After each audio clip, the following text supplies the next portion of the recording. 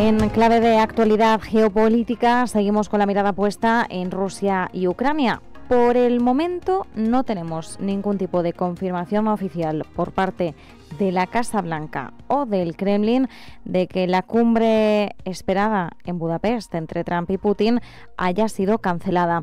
Hay fuentes que lo indican. Según la CBS News, un funcionario de la Casa Blanca habría afirmado que esa cumbre no se va a celebrar, pero por ahora no hay nada que indique a nivel oficial que la cumbre no siga en pie. Es más, en las últimas horas ha hablado Donald Trump, se le ha preguntado por muchos asuntos y no ha dicho nada al respecto, aunque sí ha sugerido que la cumbre con Xi Jinping, esperada para la semana que viene en el marco de la APEC en Corea del Sur, podría no producirse, pero de Putin no ha dicho nada. ¿Cuáles son las expectativas que debemos barajar? ¿Qué podría ocurrir si realmente esta cumbre se frustrara finalmente? Una cumbre que está ahora mismo almacenando, recopilando muchas expectativas después del fracaso de la cumbre de Alaska. Hablamos de ello y también de la perspectiva europea con Christoph Kahler, profesor de la Universidad Carlomagny. Christoph, ¿qué tal? ¿Cómo estás? Muy buenas tardes. Bueno, enseguida se nos une también Iván Campuzano, pero Christoph, antes de nada, primera cuestión. Suponiendo que la cumbre se lleve a término, porque por el momento, insistimos, no hay fuentes oficiales que hayan corroborado la información que aporta CBS News, ¿hasta qué punto estamos hablando de una cumbre que puede suponer un avance importante después de la experiencia y del fracaso que quedó de Alaska? Yo diría que sería volver a empezar otra vez. Yo creo que la técnica de negociación de Putin es bastante ahora conocida. Primero se amenaza con la Tercera Guerra Mundial. Después se habla con Trump para decir tienes que hacer algo para evitar esta Tercera Guerra Mundial. Si Ucrania cede un poquito y básicamente es territorios, nosotros, podríamos hacer un pequeño esfuerzo y, Trump llega a la carga presionando a Zelensky a Europa, pero enseguida se ve que, los objetivos de Putin siguen siendo los mismos, que es básicamente tratar las causas profundas de la guerra. Eso quiere decir que Ucrania no puede entrar en la OTAN y que todos los países satélites de la URSS tenían que hacer este tipo de planteamiento y desunificar el país. Eso quiere decir poner un gobierno títeres en Ucrania y ya está. Y lo hemos visto, una vez en Alaska y ahora lo hemos visto otra vez, y lo extraño es que Donald Trump cada vez cae en la misma trampa y parece un poco la historia interminable, y después los europeos y Zelensky volviendo a la carga diciendo que esto no se puede hacer. Se une a la conversación, a la tertulia, Iván Campuzano, economista. Iván, ¿qué tal? ¿Cómo estás? Buenas tardes. Muy buenas tardes. Muchas gracias por acompañarnos. Estamos hablando de las expectativas reales que debemos manejar respecto a la cumbre de Budapest, una cumbre que en las últimas horas, según CBS News, citando a un funcionario de la Casa Blanca, se dice que podría haber sido cancelada. No hay confirmación por la Casa Blanca ni por el Kremlin, ni siquiera por parte de Donald Trump, que ha hablado en estas últimas 2 horas. Así que, Iván, seguimos con la perspectiva de que hay una cumbre. No sabemos todavía cuándo. El Kremlin sí ha confirmado que no sería pronto. Entendemos que también hay algunos preparativos sobre la mesa, pero previo a que tenga lugar esta cumbre, Europa ya está preparando un plan para blindar a Ucrania a lo largo de esta semana. Además, se ha hablado también de una propuesta de 12 puntos que nos recordaría la propuesta que ya en su día planteó China en el año 2023. Podría ir bastante en línea con esa propuesta que luego quedó en el aire, y además también la Unión Europea va a buscar un acuerdo para utilizar activos rusos congelados para Ucrania. Vamos a ir desgranando por puntos. En este supuesto plan de 12 puntos, ¿se plantearía como una alternativa a la propuesta de paz de Trump que podría tejerse en el marco de Budapest, o puede ir encauzada en esa misma línea de conversación? Bueno, yo creo que los puntos generales, ¿no? Desde el punto de vista de la paz, ¿no? Y de intentar hacer un alto el fuego lo antes posible, yo creo que van en la misma línea. Sin embargo, tenemos que tener en cuenta que la cumbre, ¿no? En este caso de Budapest, pues tenemos que tener en cuenta que se ha realizado sin tener en cuenta la Unión Europea. Ya lo hemos visto en las negociaciones de Trump, lo hemos visto en los acuerdos unilaterales, en la guerra comercial, y de hecho lo vimos también en aquella famosa foto que ocurrió en Alaska. Es decir, al final parece que es una cosa entre los Estados Unidos y Rusia y que la Unión Europea no tiene nada que opinar. Entonces yo creo que esta propuesta de 12 puntos no deja de ser otra forma de decir que la Unión Europea está ahí, que a la Unión Europea le importa la cuestión ucraniana y que también al final existe una alternativa, una tercera vía, más allá de lo que propone en este caso la Casa Blanca. Tenemos que tener también en cuenta que la Unión Europea no deja de ser el actor, por decirlo así, internacional al cual le debería dar más importancia a esta guerra, porque tengamos en cuenta que es la única guerra que realmente toca las fronteras de la propia Unión Europea y que de hecho de no haber una buena paz o una paz en largo plazo podría llegar a eso que tanto preocupa en Polonia o que preocupa en los países bálticos, de una segunda reescalada de este conflicto pues dentro de unos años. Por lo tanto, yo creo que la Unión Europea es la primera interesada en conseguir que se logre una paz. Ahora bien, estos 12 puntos, como muy bien mencionabas, pues parece recordar, ¿no?, un poco a ese acuerdo que buscaba China. Sin embargo, China, si nos damos cuenta, realmente ha jugado a dos bandas. Por un lado, ha proporcionado material militar, inteligencia a Rusia, porque está en su bloque, no nos podemos equivocar, que es un socio comercial fiable y que además le está viniendo muy bien ahora mismo Rusia, sobre todo por el tema energético a China. Y por otro lado, pues también tenemos que tener en cuenta que China pues desistió rápidamente, hizo un intento de acuerdo, pero tampoco presionó mucho. Yo creo que en este caso la Unión Europea sí que debería de tener esa presión y añadirle más presión. El problema que tenemos es la inestabilidad política en Europa, sin un liderazgo claro y sobre todo sin unas medidas concretas, porque esos 12 puntos pues hablan de gobernanza de territorios ocupados, alivio gradual de sanciones, etcétera, etcétera, etcétera. Pero ¿qué entendemos por gobernanza de territorios ocupados? Porque es que esto realmente no deja ni satisfecho a Rusia ni satisfecho a Ucrania. Las sanciones gradualmente, realmente si la guerra se acaba, ¿por qué no voy a retirar todas las sanciones, sobre todo cuando la industria europea anda paralizada porque tiene energía más cara debido a que no le podía comprar a Rusia? Estoy pensando concretamente en el caso de Alemania, ¿no? Por lo tanto, son medidas que yo creo que la Unión Europea debería de desgranar más durante los próximos días e intentar sentarse en esa mesa o intentar buscar una cumbre bilateral, porque yo creo que haría falta la foto de Ursula von der Leyen con Putin, si no nos queremos quedar fuera de las negociaciones. Bueno, no sé cómo de lejos estamos de esa fotografía, aunque efectivamente Europa ha sido también un jugador clave en esta guerra, ha desempeñado el papel de aliado de Ucrania y debería tener también un rol en estas negociaciones como participante menos directo, esto en función también de cuál sea la perspectiva y de a qué bando se le pregunte, pero efectivamente sabemos quiénes son los jugadores o quiénes han estado allí presentes y a su vez también sabemos quiénes están y quiénes no están ahora mismo en el foco de unas negociaciones. Christoph, sobre lo que comentaba Iván, efectivamente el problema en la Unión Europea, aparte de esa escasez de una única voz, de falta de liderazgo claro, e incluso en una cuestión como el hecho de que esa cumbre a futuro pueda celebrarse en Budapest, también ha desatado ciertas discrepancias.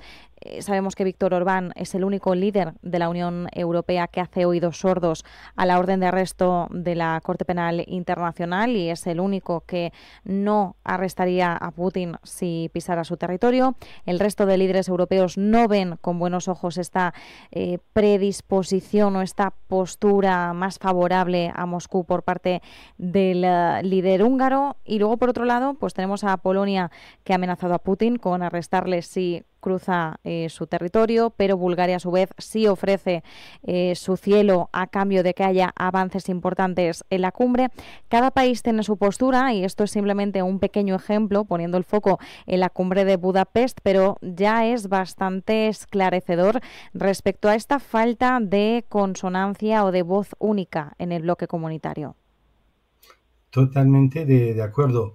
Y recordar también que Putin tiene este orden de arresto desde marzo del 2023 y no por haber empezado una guerra, sino que es a raíz del secuestro de niños ucranianos que se llevaron a Rusia. Es decir, que realmente es una condena que tiene ahora más de 2 años. Recordar también que Netanyahu fue recibido por Hungría también recientemente y con Netanyahu también hay un orden de arresto internacional y lo único que veo en en esta geopolítica del viaje es complicar un poquito este vuelo porque tenía que pasar por Turquía, que un país que no reconoce este tribunal, después tener un desvío para no sobrevolar Grecia, después entrar por Montenegro, sobrevolar Serbia y llegar a Hungría y pasando al lado de territorios europeos no muy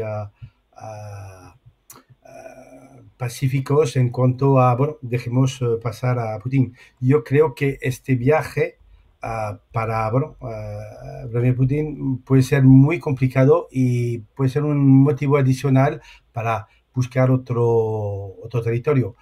Alaska, Rusia, por ejemplo, era muy fácil porque Rusia y Alaska están justo al lado y Estados Unidos no reconoce la autoridad de este tribunal. Por lo tanto, si hay un día otra cumbre, será una cosa que no esté en territorio europeo por lo complicado que puede ser todo esto. Desde luego, hay una complicación logística palpable. En medio de todo esto, también estamos viendo cómo Europa está intentando, pues como decíamos al principio, movilizarse, intentar blindar a Zelensky, sobre todo porque la perspectiva de Europa en estos momentos es que un Trump posiblemente más favorable a Putin en un encuentro en Budapest podría zanjar un acuerdo que resultara mucho menos favorable para Ucrania. Y aquí tenemos que hablar de nuevo también del asunto territorial. Hay una postura clara por parte de los líderes europeos de no modificar las fronteras a la fuerza, pero también sabemos que la cuestión territorial ha sido un escollo y parte de la opinión pública ucraniana ya empieza a ser más partidaria con tal de que termine la guerra de ceder territorios. La postura por parte del gobierno ucraniano todavía no está clara ni es firme en ese aspecto. Iván, los líderes europeos podrían presionar a Zelensky dentro también de toda esta propuesta con tal de que haya un avance claro.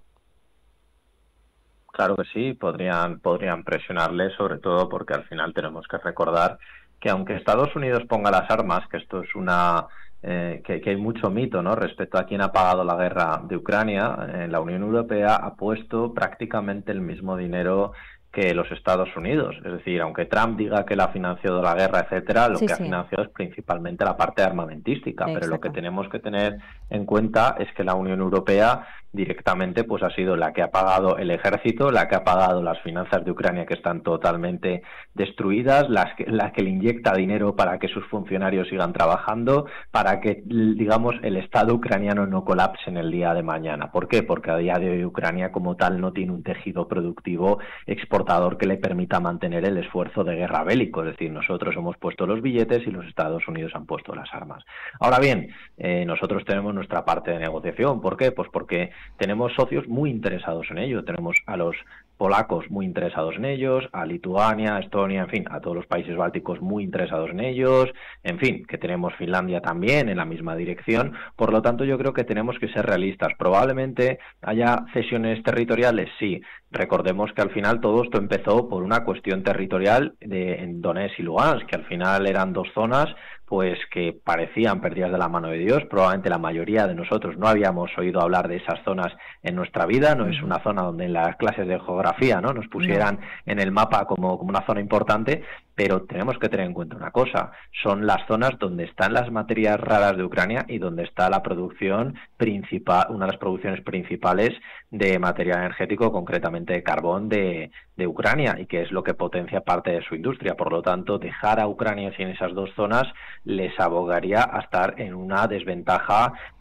geopolítica futura y, por supuesto, de mantenimiento de su industria. Entonces, bueno, habrá que ver cuál es la negociación, pero por parte de Europa yo creo que vamos a tener un efecto limitado.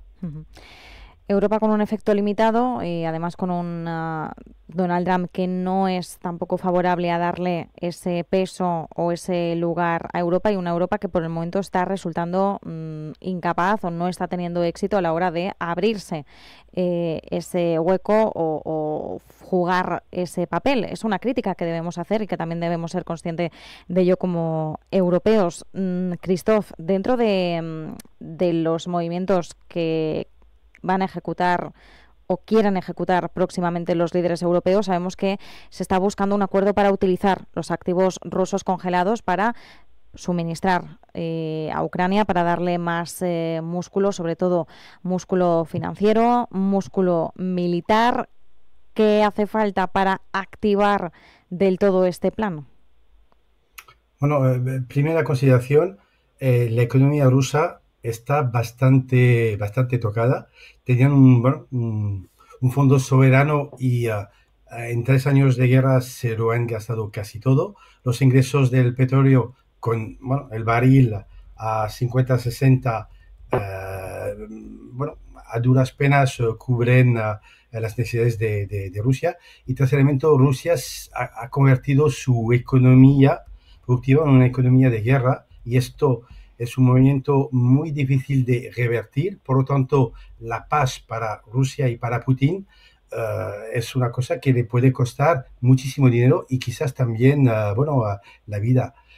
Por lo tanto, presionar a nivel de estos recursos que están congelados, estamos hablando de 230.000 millones de euros congelados solamente en Europa, hacer una especie de préstamo a Ucrania por un importe de 140.000 millones garantizado por estos activos, y los intereses generados por estos activos permite, por un lado, financiar esta reconstrucción en Ucrania y poner presión a Rusia para que en un momento dado llegue a un acuerdo para indemnizar a Ucrania y de todos los daños hechos, sabiendo que si no lo hace, se pueden confiscar estos activos que son bastante interesantes para el después de la guerra en Rusia.